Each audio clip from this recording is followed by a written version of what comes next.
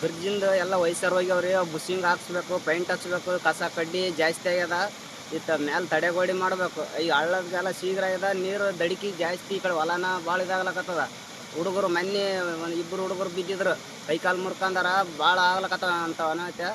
ಮ್ಯಾಲೆ ಅದೆಲ್ಲ ತಡೆಗೋಡಿ ಮಾಡಬೇಕು. ಈ ವಯಸ್ಸಾರು ಹಾಕ್ಬೇಕು, ಬುಸ್ಸಿಂಗ್ ಹಾಕಬೇಕು. ಅವೆಲ್ಲಷ್ಟು ಹಾಕ್ಲಿಲ್ಲ ಅಂತಂದ್ರೆ ಅಧಿಕಾರಿಗಳಿಗೆ ನಾವು ಕರಿ ಪೈಂಟ್ ಹಚ್ಚಿಬಿಡ್ತೀವಿ ಮಾರಿ. ನಮ್ಮ ಹೆಸರು ರಾಜಪ್ಪ. ಈ ನಗರದ ಹೊರವಲಯದಲ್ಲಿರ್ತಕ್ಕಂಥ ಗಂಗಾನಗರದಲ್ಲಿ ಇರ್ತಕ್ಕಂಥ ಈ ಬ್ರಿಡ್ಜ್ ಕಮ್ ಬ್ಯಾರೇಜ್, ಈ ಗೇಟ್ಗಳು ಸಂಪೂರ್ಣವಾಗಿ ತುಕ್ಕಿಡ್ದು ಕೇಸಿ ಸಾಕಷ್ಟು ನೀರು ಪೋಲಾಗೋದ್ರಿಂದ 2 ವರ್ಷದಿಂದ ರೈತರು ಈ ಭಾಗದಲ್ಲಿ ಪರದಾಡ್ತಕ್ಕಂಥ ಸ್ಥಿತಿ ನಿರ್ಮಾಣ ಆಗ್ಯದ.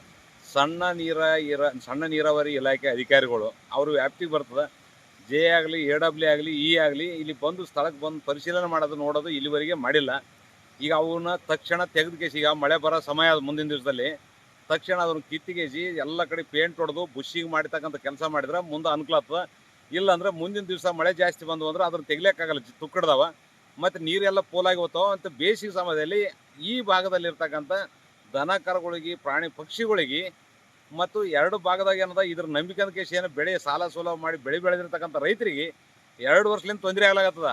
ಸಂಬಂಧಪಟ್ಟ ಅಧಿಕಾರಿಗಳಿಗೆ ಹೇಳಿದ್ರೆ ಮಾಡಿಲ್ಲ.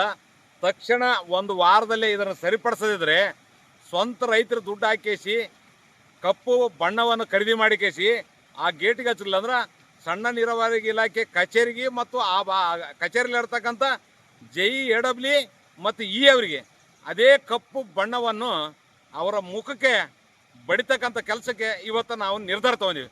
ಗಂಗಾನಗರದಲ್ಲಿರುವಂಥ bridge come barrage Eddahalli, ಬಂದಳ್ಳಿ, Hassan ರೈತರಿಗೆ ಉಪಯೋಗ ಆಗ್ತಕ್ಕಂಥ ಬ್ಯಾರೇಜ್ ಇದು. ಇದರ ಗೇಟ್ಗಳೆಲ್ಲ ಸಂಪೂರ್ಣ ತುಪ್ಪಿ ಹಿಡಿದು ಹದಗೆಟ್ಟೋದಂಥ ಪರಿಸ್ಥಿತಿ ನಿರ್ಮಾಣ ಆಗಿದೆ. ಗೇಟ್ ಹಾಕಿದರೂ ಕೂಡ ನೀರನ್ನು ಶೇಖರಣೆ ಮಾಡ್ತಕ್ಕಂಥ ಚಾನ್ಸಸ್ಸೇ ಇಲ್ಲ. ಯಾಕಂದರೆ ಸೋರಿಕೆಯಾಗಿ ಹೋಗ್ತಾ ಇದೆ. ಅದನ್ನು ಸಂಬಂಧಪಟ್ಟ ಇಲಾಖೆಯವರು ಎಚ್ಚೆತ್ತುಕೊಂಡು ಎಲ್ಲ ಅಭಿಯಂತರರು ಸ್ಥಳಕ್ಕೆ ಕೂಡಲೇ ಭೇಟಿ ನೀಡಿ ಪರಿಶೀಲನೆ ಮಾಡಿ ಆ ಗೇಟ್ಗಳಿಗೆ ಬೇಕಾದಂತಹ ಎಲ್ಲ ವ್ಯವಸ್ಥೆಯನ್ನು ಮಾಡಿಕೊಡ್ಬೇಕು, ಅದನ್ನು ದುರಸ್ತಿ ಮಾಡಿಕೊಡ್ಬೇಕು. ಇನ್ ಕೇಸ್ ದುರಸ್ತಿ ಅತಿ ಶೀಘ್ರದಲ್ಲಿ ಮಾಡಿಕೊಡದಿದ್ದರೆ ಆ ಸಂಬಂಧಪಟ್ಟ ಇಲಾಖೆ ಅಧಿಕಾರಿಗಳಿಗೆ ನಾವು ಬಣ್ಣ ಬಳಿಯುವಂಥ ಅಭಿಯಾನವನ್ನು ಹಮ್ಮಿಕೊಳ್ಳುವುದರ ಮೂಲಕ ನಾವು ನಿಮಗೆ ಪ್ರತಿಭಟನೆ ಮಾಡಬೇಕಾಗ್ತದೆ. ಇದನ್ನು ಬೇಗನೆ ಎಚ್ಚೆತ್ತುಕೊಂಡು ಇದನ್ನು ಸರಿಪಡಿಸಬೇಕಾಗಿ ಈ ಮೂಲಕ ನಾನು ಆಗ್ರಹಿಸ್ತೇನೆ. ನಿಮ್ಮ ಹೆಸರು? David Samuel,